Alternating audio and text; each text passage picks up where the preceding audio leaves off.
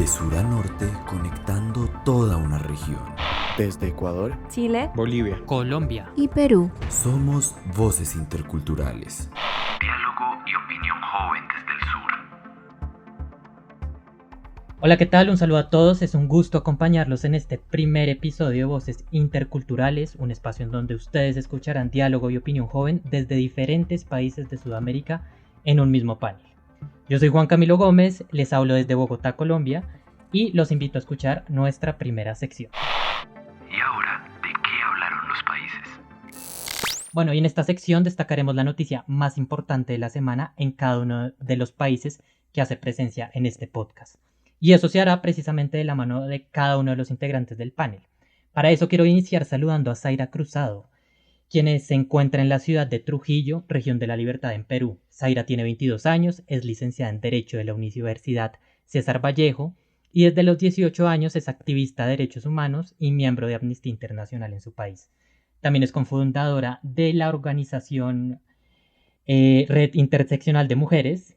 Zaira, bienvenida, un gusto contar contigo en este espacio y bueno, entremos en materia. ¿De qué habló Perú esta semana? Hola, un gusto saludarles, espero se encuentren bien. Esta semana Perú estuvo hablando sobre la agresión verbal del premier Guido Bellido a la congresista Patricia Chirinos. Esto ocurrió después de que ella en una reunión solicitara la oficina que había ocupado su padre fallecido y ante el pedido, según su testimonio, Bellido realizó comentarios machistas y sexistas.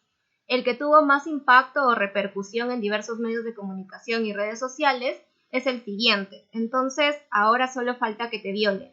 Muchas colectivas feministas y diversas organizaciones de la sociedad civil alzaron su voz de repudio a este discurso que normaliza y perpetúa la cultura de violación en nuestro país. Sin embargo, en este contexto también se cuestionó y generó indignación cómo congresistas de algunos partidos políticos han pretendido apropiarse de la lucha contra la violencia de las mujeres, a pesar que en su haber tienen una larga lista de acciones que se oponen a esta lucha o a las mismas necesidades que ésta respalda, así como líderes y miembros en sus bancadas que desacreditan la búsqueda de justicia por parte de las víctimas de esterilizaciones forzadas o que no encuentran sentido en la tipicidad de los crímenes de odio, incluso que han referido en oportunidades que agresiones y o feminicidios son producto de la provocación de las mujeres. Es una situación que como sociedad nos invita a reflexionar respecto a que aún nos faltan muchos derechos por conquistar, la fragilidad de los mismos y la importancia de la implementación del enfoque de género y la educación sexual en las escuelas. Pues Zaira, muchas gracias, muy lamentable y pues repudiable este episodio que sucedió esta semana.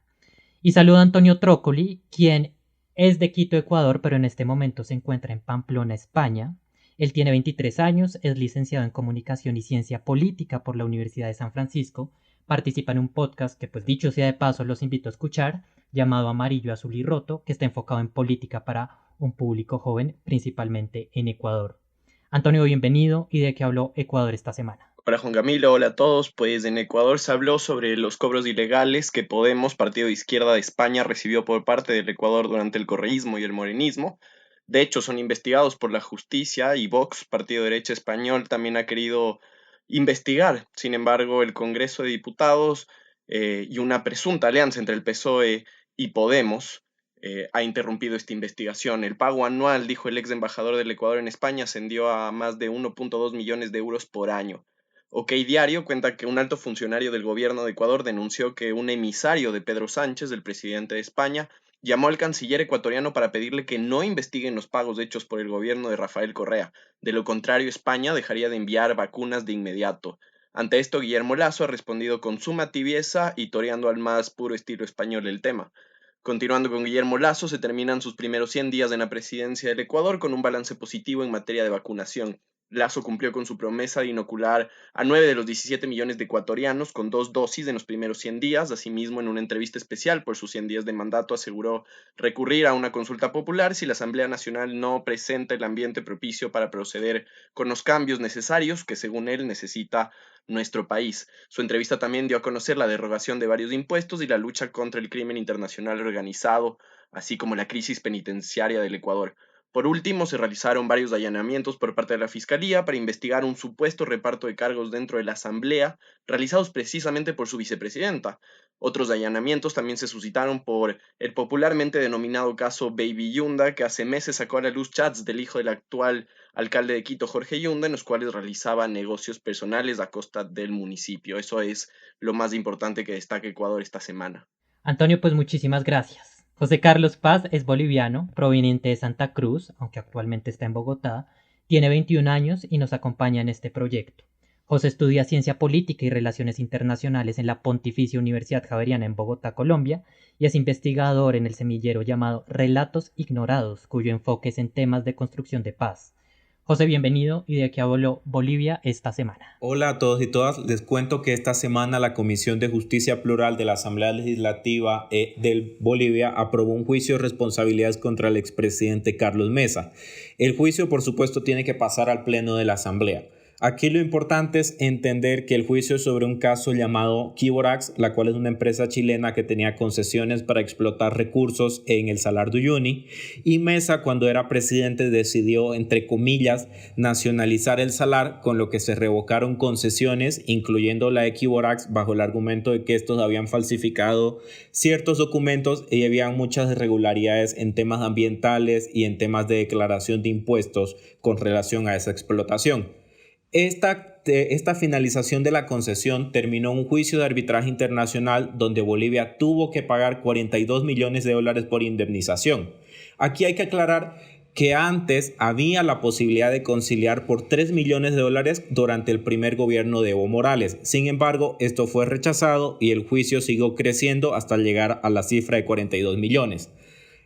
Cabe resaltar que hace unos años, cuando Evo Morales todavía era presidente, se amnistió a Mesa y a Jorge Quiroga, otro expresidente, con relación a este tipo de temas. Sin embargo, la Asamblea Legislativa ha decidido retomar el tema y retomar el juicio. A los ojos de la oposición, esto tiene el objetivo de ejercer presión en el partido de Mesa para que se aprueben los juicios de responsabilidades que hay sobre Yanine Áñez con relación a las masacres de Sencata y Sacaba, entre otros temas. Bueno, muy bien, muchas gracias, José, y nos vamos al sur del continente, más exactamente a Chile, con nuestra compañera Catalina Tacone. Ella se encuentra en la ciudad de Concepción, región del Biobío. Catalina tiene 20 años, es estudiante de periodismo en la Universidad del Desarrollo. Actualmente es coordinadora general de la Fundación Tremendas, a las que invito a seguirlas en sus redes sociales y estén al tanto de sus publicaciones. También es cofundadora y presidenta de la corporación Motum y Young Changemaker Ashoka. Catalina, bienvenida, un gusto que nos acompañes en este espacio y de qué habló Chile esta semana. Muchas gracias, Juan, por la introducción. Este miércoles una comisión de la Cámara de Diputados tuvo la primera votación de proyectos que buscan un cuarto retiro de fondos previsionales, con aprobación de 7 contra 6. Para contextualizar, tuvimos el primero en julio de 2020, un segundo en diciembre de ese año y un tercero en abril de 2021. Un ex candidato presidencial de derecha, Desbordes, dijo que el primer retiro se justificó porque el ingreso familiar de emergencia, IFE, que es una ayuda económica del gobierno, era muy bajo, y el segundo por lo mismo, pero que el cuarto no se justifica. Desde el gobierno calificaron de vergonzosa la situación y aseguran que la votación y el cambio de postura de algunos diputados es irresponsable y se debe a intereses electorales. Cabe decir que las elecciones de parlamentarios, a la par con las presidenciales y de consejeros regionales, son en noviembre de 2021. Jimena Rincón, recién electa presidenta del Senado, representante del partido de centroizquierda Democracia Cristiana, muestra cierto recelo y dijo que muchas personas ya no tienen nada que retirar. Además que el IFE universal, ingreso familiar de emergencia, se amplió por octubre y noviembre. También existe un bono a las pymes, pequeñas y medianas empresas del país, y un ingreso laboral de emergencia. El Banco Central encendió una luz roja ante el cuarto retiro y así con gran parte de los economistas, donde se habla de que esto significaría una destrucción al sistema de pensiones, pero no del actual, también del que necesitamos construir, aseguran ciertas autoridades del Banco Central.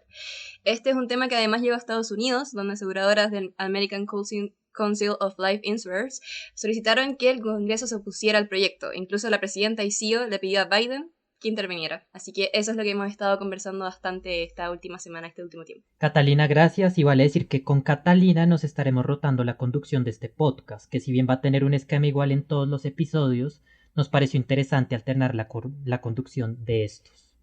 Bueno, yo les cuento que Colombia habló esta semana de la más reciente encuesta de la firma Inbamer, en la que se les preguntó a 1.200 ciudadanos diferentes aspectos de la situación del país. Pues bueno, aquí les voy a destacar las cifras que a mi parecer resultan más importantes y reveladoras de cómo se siente el país. A la pregunta, ¿cree usted que las cosas en Colombia están mejorando o empeorando? El 77% de los encuestados dice que están empeorando y se redujo esta percepción en 7 puntos frente a junio de este año. Y eso sí, aumentó 5 puntos de 10 a 15% en el mismo periodo de tiempo la percepción de que están mejorando. Frente al desempeño del presidente Iván Duque, quien está en su último año de mandato y es un presidente de corte de derecha y catalogado como neoconservador por diferentes académicos, hay una desaprobación del 75% y subió 3 puntos frente a junio de este año.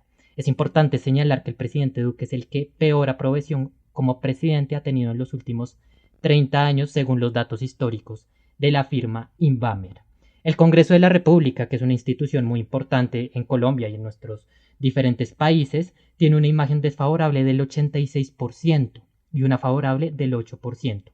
Quiero resaltar que esta es una encuesta muy extensa, pero frente a las diferentes instituciones del Estado, hoy predomina una imagen desfavorable, lo cual evidencia un descontento grande y creciente de los colombianos, dicho sea de paso en un año preelectoral, ya que el año entrante pues hay elecciones presidenciales en mi país y también de Congreso.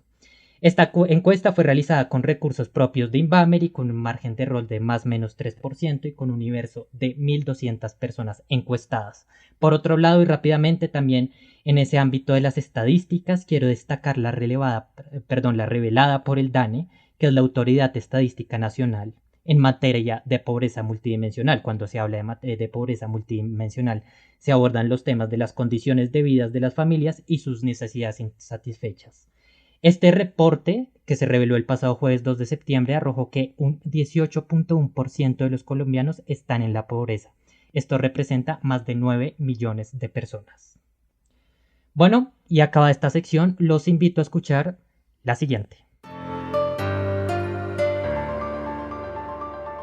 El pasado lunes 30 de agosto, a eso de las 3:30 de la tarde, hora de Colombia, Ecuador y Perú, es decir, 4:30 hora de Chile y Bolivia, despegó el último avión estadounidense del aeropuerto de Kabul.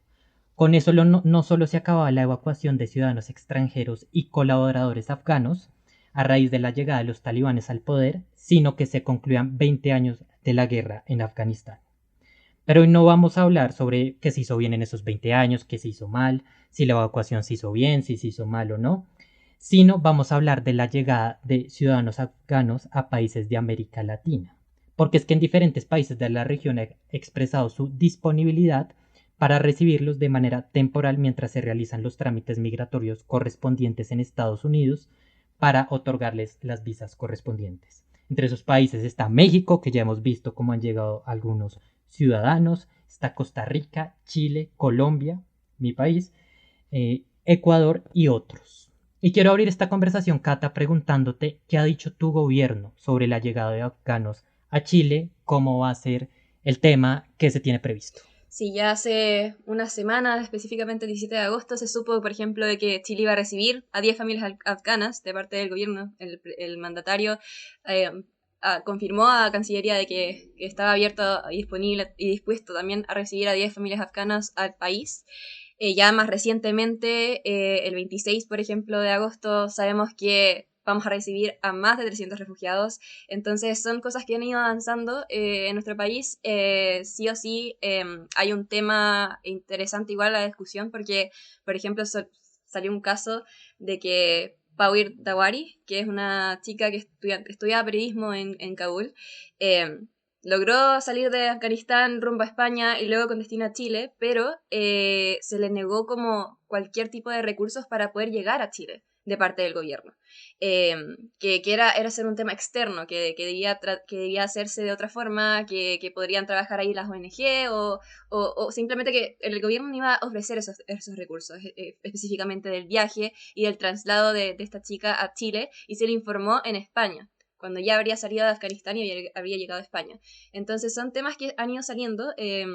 También cuando se informó de que iba a recibir Chile a 10 familias afganas, hablaron mucho de que iban a apoyar lo que era la gestión con las ONG internacionales que estaban tratando todo este tema de los traslados y la salida de estos refugiados a distintos países en realidad, que podían apoyar con la gestión desde el gobierno, pero no hablaba mucho de los recursos en sí, ya sea de pasajes, entre otras cosas, que iban a apoyar un poco en eso, pero una vez que ya llegaron Y al Cata, país. la pregunta va ahí es, ¿esos refugiados van a estar en tránsito en Chile mientras que llegan a Estados Unidos o los van a coger como refugiados y se van a quedar en Chile? ¿O todavía no hay claridad de eso? O sea, se están dispuestos a recibirlos como refugiados en Chile. Es un tema ya que después van a ir trabajando a futuro un poco la gestión de qué van a hacer, cómo lo van a hacer, cuáles protocolos van a seguir, pero es más que nada una bienvenida a los refugiados en Chile directamente. Ok.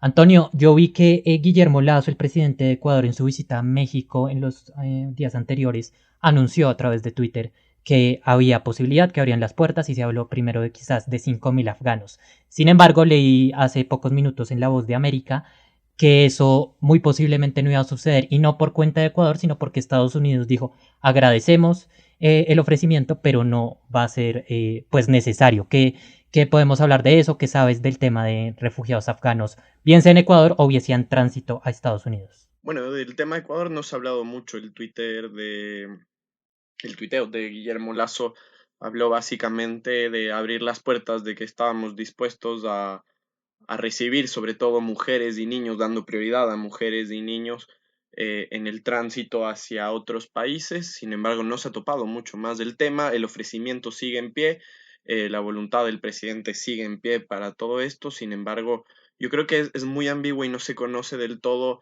qué es lo que está pasando. Se habla de muchos países que están ofreciendo pues su territorio para realizar tránsito, pero la realidad es tránsito hacia dónde, es decir, vamos a mover a todos los afganos hacia Estados Unidos, hay un plan congregado de diferentes países, en fin, creo que es un tema en el que nos podríamos ir de largo muchísimo tiempo, pero en lo que consta de Ecuador, de momento solo son ofrecimientos, no ha habido un plan concreto, no ha habido nada escrito aún, no ha habido recibimiento aún oficial de un grupo de refugiados provenientes de Afganistán.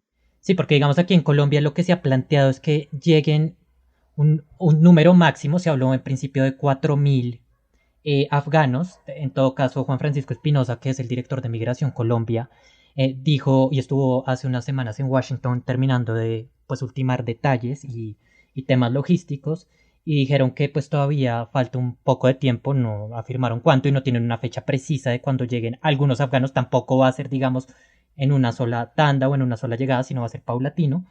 Pero dijo que sobre todo va a ser en condición de tránsito, no, por eso no se les va a dar el carácter de refugiados, sino que se les pues cataloga como una población en tránsito, que digamos no podrán trabajar ni estudiar durante la estadía.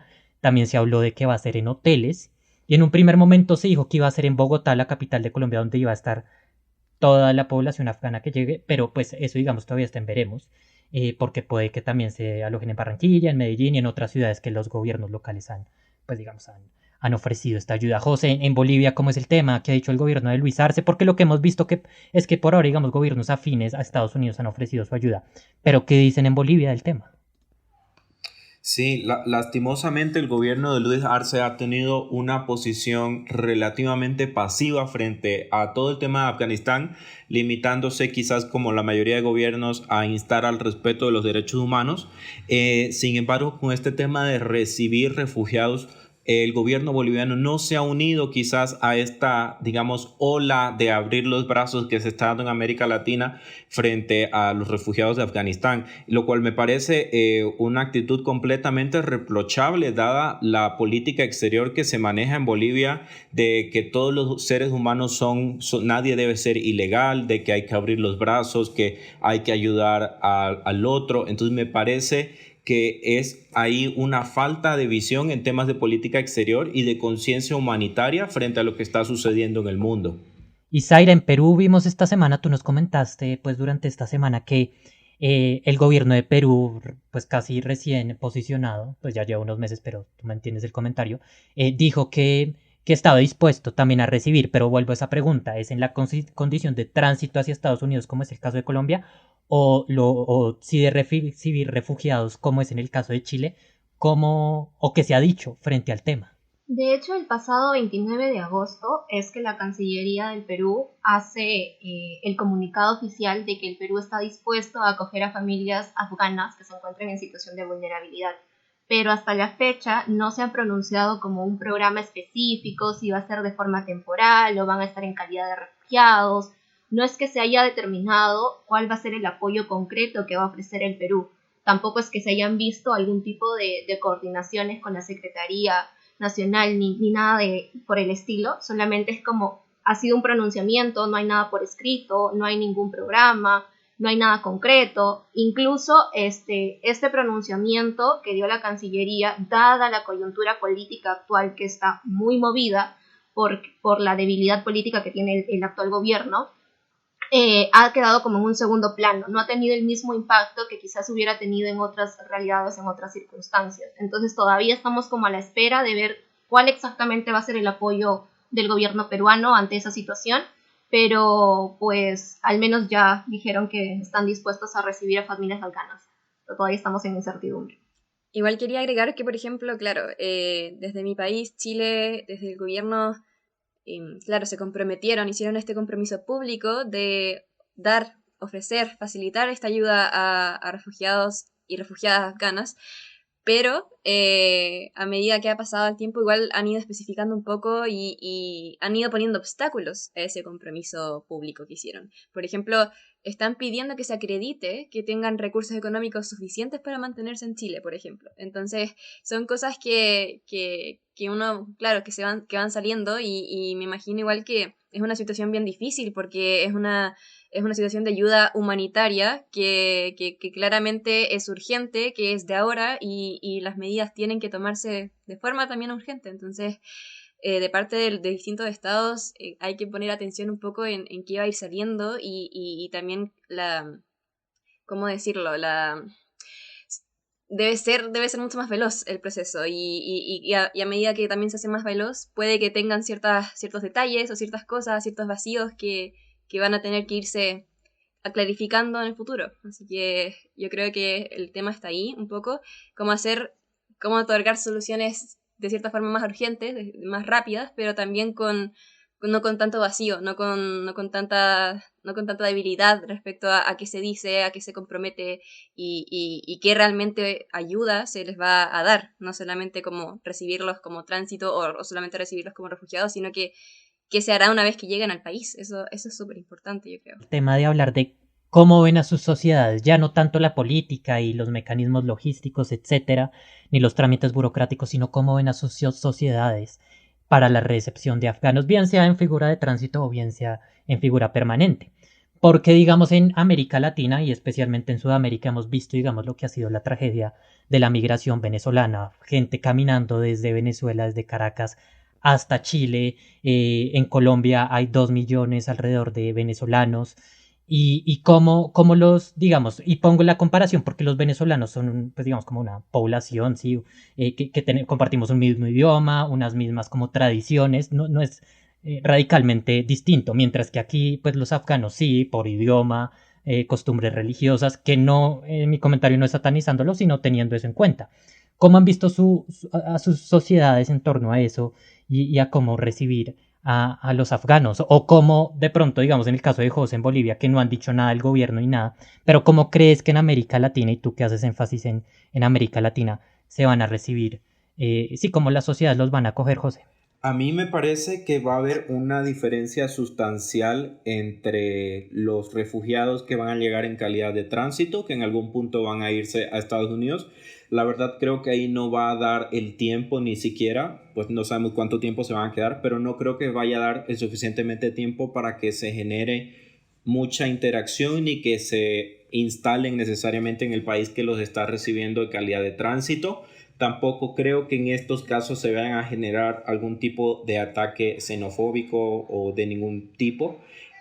Donde me preocupa más es en los países donde se van a establecer, sea una familia o sean 100. Ahí sí, como van a permanecer en ese país, ellos van a tener que desarrollar una vida. Y ahí creo que el apoyo por parte del Estado, de las respectivas cancillerías va a ser importante, pero creo que se tiene que involucrar mucho a los gobiernos locales, considerando que efectivamente Cancillería pues mira todo el país, pero como son 100 personas, supongamos, van a estar localizadas en un espacio quizás muy reducido, entonces me parece ahí importante involucrar al gobierno local para ayudar y colaborar en todo ese tema de integración social. Sí, sí, en eso estamos de acuerdo porque digamos el tema del idioma, el tema bueno, entonces, porque no necesariamente todos manejan o español o inglés, que digamos el inglés es el que se maneja pues alrededor del mundo.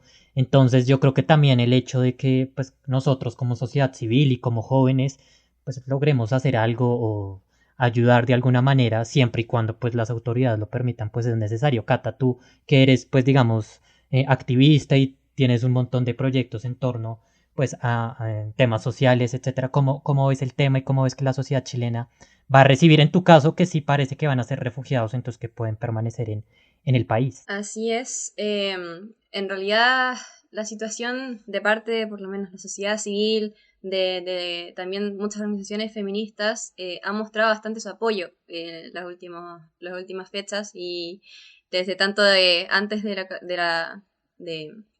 la llegada de los talibanes a Kabul como posterior a ello, muchas organizaciones a nivel nacional, a nivel mundial en realidad han manifestado su apoyo de distintas formas, han generado distintas formas y actividades también como para poder apoyar a estas personas a quienes van a refugiarse. He visto bastantes iniciativas también de parte, tampoco voy a decir que tantas iniciativas de parte del mundo acá, sociedad civil a nivel nacional, y aquí igual es complejo otorgar cierto apoyo, pero he visto iniciativas, por ejemplo, de estos crowdfunding como para poder traer estos refugiados y apoyar un poco a familias afganas para poder traerlas acá a Chile.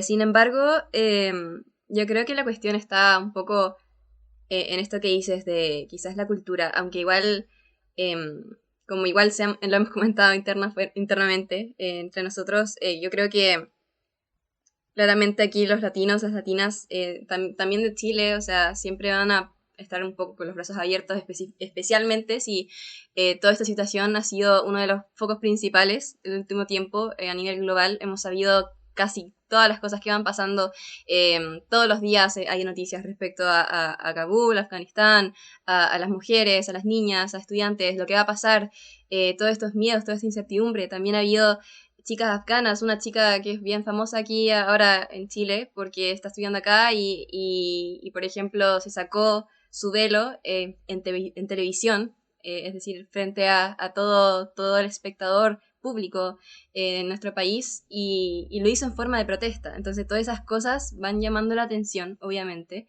de nuestra sociedad y van generando cierta empatía, cierta solidaridad también.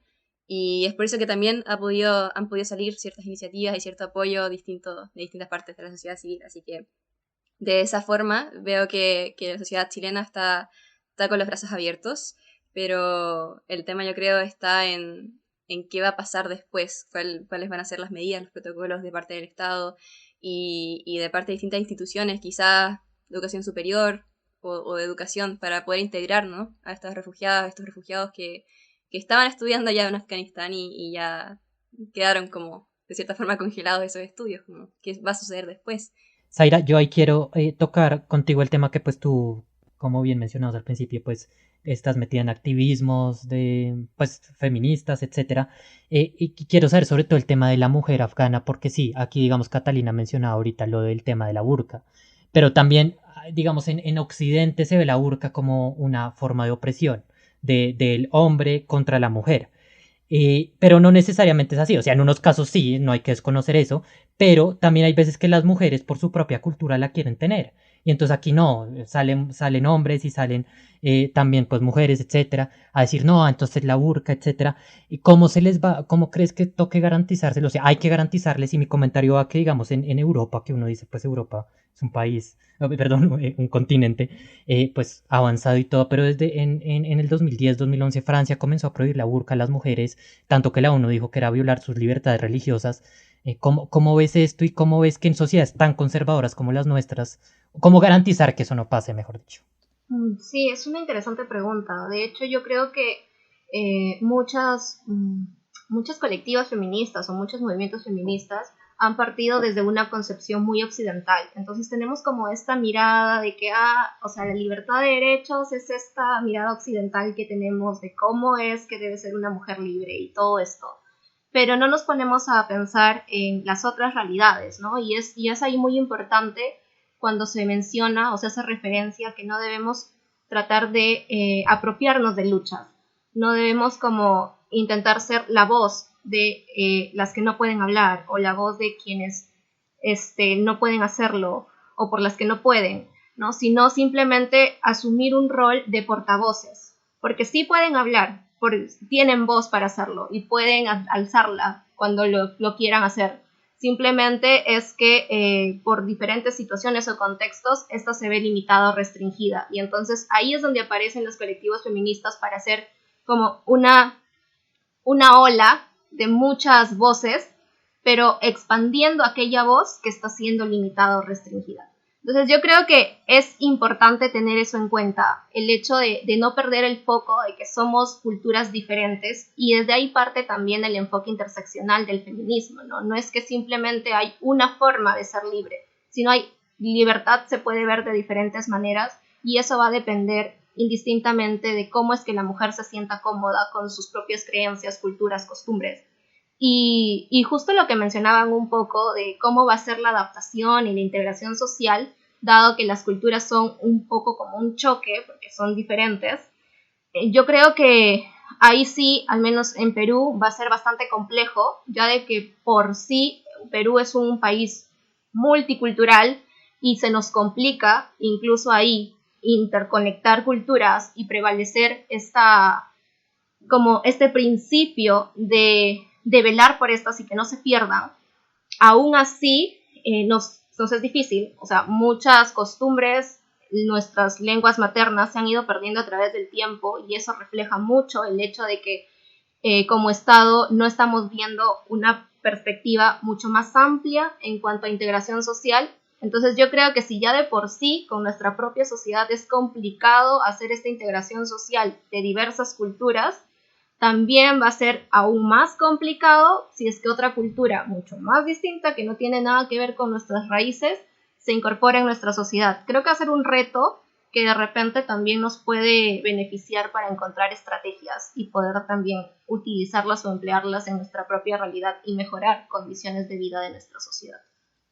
Sí, yo creo que ahí das en un punto, das en el clavo, como dirían en Chile, creo, de que, digamos, hay un tuit de una profesora aquí en Colombia, puso cuando se anunció esto, que ella es internacionalista, es Sandra Borda de la Universidad de los Andes, y ella decía, esta es una oportunidad para ser mejores y más diversos. Y yo creo que sí, y hablo en el caso de Colombia y me atrevo a hablar en el caso de los demás países. Antonio, ¿qué tienes por comentar? Nada, a ver, dentro de Ecuador estaba pensando y estaba recopilando todo lo que ustedes decían en los distintos países. Yo creo que también hay unos temas políticos que hay que topar y hay ciertas coyunturas que hay que tomar en cuenta. Ecuador de momento atraviesa una crisis económica, que me atrevo a decir sin pelos en la boca, como diríamos acá, que ha hecho que sí exista un cierto proteccionismo y cierta regulación eh, en cuanto a la migración ilegal, en cuanto a la migración como tal. Hemos recibido a mucha gente, a muchos hermanos de Venezuela en nuestro país. Hemos recibido a gente de muchos países, hemos recibido a mucha gente de Haití, a mucha gente de diversos países a los que nosotros no les pedimos de momento ningún tipo de visa, ningún tipo de requerimiento migratorio para entrar a nuestro país, pero de momento sí se tienen que construir ciertas políticas migratorias en el Ecuador por un proteccionismo no xenófobo, sino simplemente un proteccionismo que lo que pretende es regularizar la migración, es decir, tener un conteo de cuánta gente es la que tenemos dentro, dónde están ubicados, a qué se están dedicando, darles un seguimiento. ¿Y darles un seguimiento para qué? Para justamente velar porque se encuentren bien.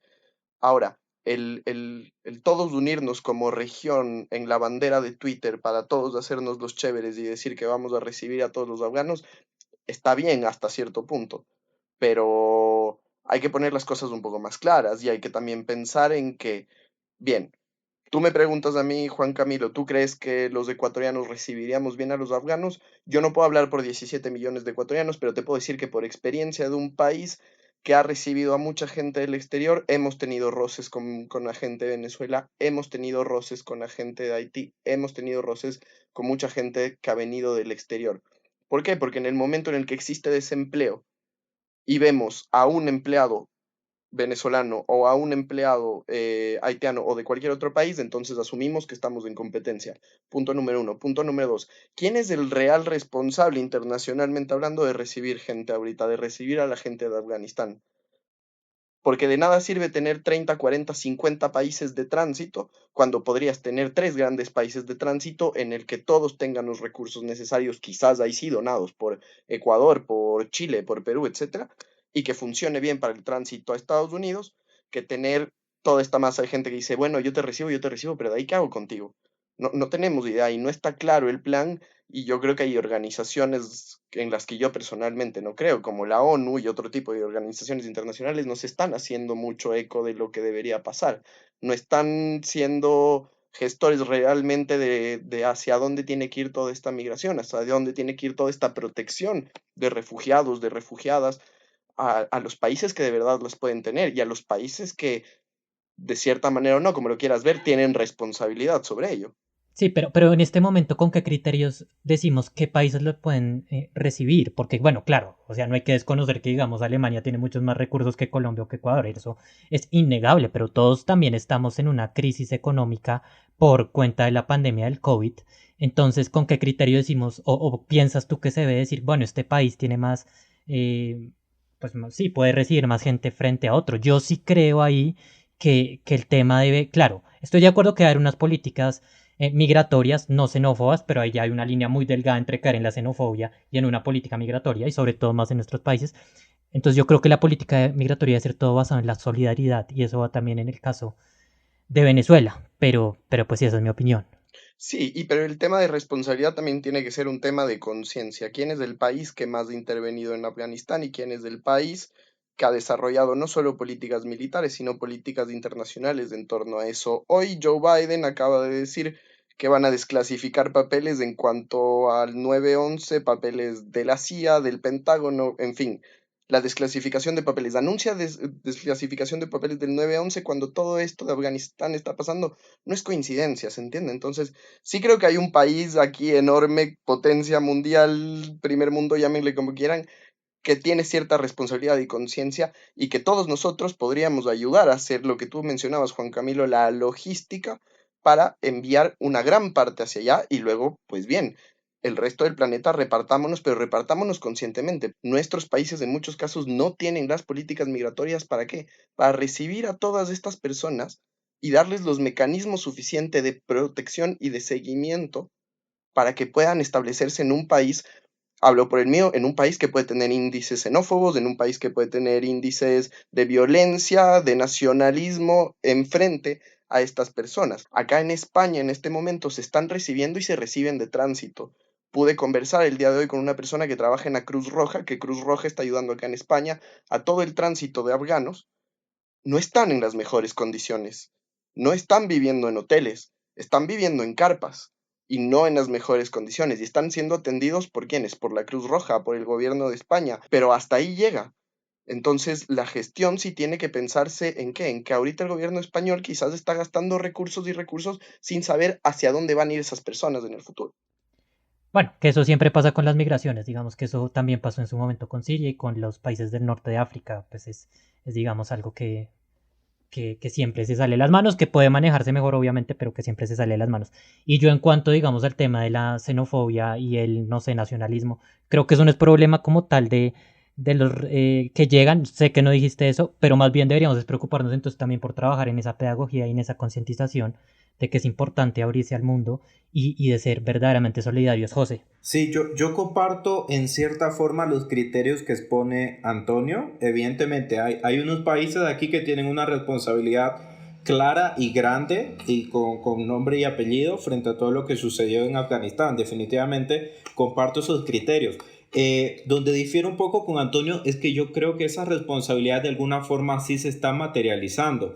Entonces pongo el ejemplo de Colombia, por lo menos en lo formal y lo que se ha dicho hasta ahora, Estados Unidos es el que va a correr con todos los gastos de las personas que van a llegar a Colombia desde Afganistán. Ahora, definitivamente, probablemente en los países donde no hay un acuerdo explícito con Estados Unidos, como es el caso de Chile, por lo que nos da a entender Catalina, pues ahí el Estado chileno va a tener que cargar con una responsabilidad. Entonces yo creo que esa responsabilidad internacional de alguna forma sí está clara y medianamente se está materializando. Pues bien, este será un tema que obviamente en los próximos semanas, días, meses estará en auge en nuestros países y que por supuesto cuando toque volver a tocarlo acá en Voces Interculturales lo haremos. Por hoy llegamos al cierre de nuestro primer episodio. Les insistimos en que estamos trabajando para que funcione cada día mejor. Este fue nuestro episodio de lanzamiento y esto es Voces Interculturales, diálogo y opinión joven desde el sur. Chao, chao. Esto fue Voces Interculturales. Con Antonio Trócoli desde Ecuador. José Carlos Paz desde Bolivia. Zaira Cruzado desde Perú. Catalina Tacone desde Chile. Y Juan Camilo Gómez desde Colombia. Recuerda seguirnos en redes como @intercultural. Hasta la próxima.